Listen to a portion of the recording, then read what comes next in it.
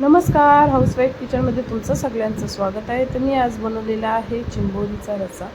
खूप छान होतो आणि मस्त आणि खूप सोपी पद्धत आहे. तर पाहूया रेसिपी. तर मी चिंबोऱ्या साफ करून मस्त अशा कट करून घेतलेल्या आहेत, मध्ये पाहू शकता. तर अशाच घ्यायच्या आहेत कट करून. एकेच्या 2 करायच्या आहेत. इकडे त्यांचे पाय ठेवलेले आहेत, म्हणजे नांगडे ठेवलेले आहेत. इकडे कुड्या म्हणतात ते ठेवलेले आहेत. तर मी इथं कढई ठेवलेली आहे गरम करायला. आपल्याला थोडासा मसाला भाजून घ्यायचा आहे. तर मसाल्यासाठी मी घेतलेला आहे लसूण, अद्रक, मिरची, कोथिंबीर आणि खोबरा घेतलेला आहे, किसून घेतलेला आहे. आता मी कढई गरम झालेली आहे. आता मी त्याच्यामध्ये खोबरा टाकून घेतलेला आहे.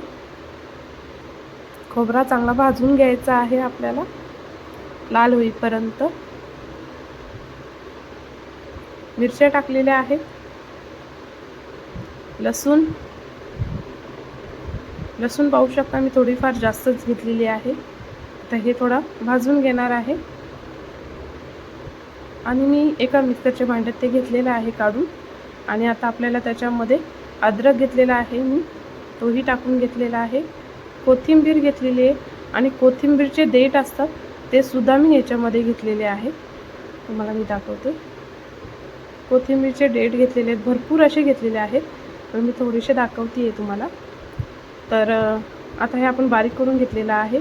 मी एक कढई गरम करायला ठेवलेली आहे, त्याच्यामध्ये आपल्याला तेल टाकलेलं आहे. आता मी हा मसाला बारीक केलेला आहे तो टाकून घेतलेला आहे.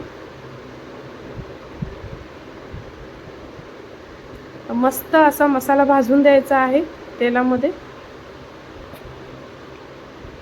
लाल मिरची पावडर घेतलेली आहे, हळद आहे, धनिया पावडर आहे, असं मी टाकून मसाले घेतलेले आहे. आता पुन्हा मिक्स करून घेणार आहे. लाल मिरची पावडर तुमच्या आवडीप्रमाणे टाका, कारण मी याच्यामध्ये मिरची टाकलेली हिरवी, तर मी लाल मिरची पावडर 1 चमचा टाकलेली आहे. तर मस्त असं झालेलं आहे, पाहू शकता. कलर पण मस्त सुटलेला आहे, पाहू शकता. आणि आता मी हे त्यांचे पाय पुड्या टाकून घेणार आहे.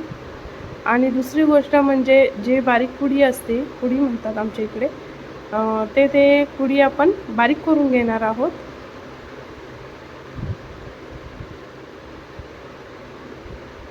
आणि आता मी पाणी टाकून घेतलेलं आहे. आता मी हे पुड्या बारीक करून घेणार आहे मिक्सरमध्ये. पाहू शकता मस्त असं झालेलं आहे. तसं आता चवीपुरता मीठ टाकणार आहे.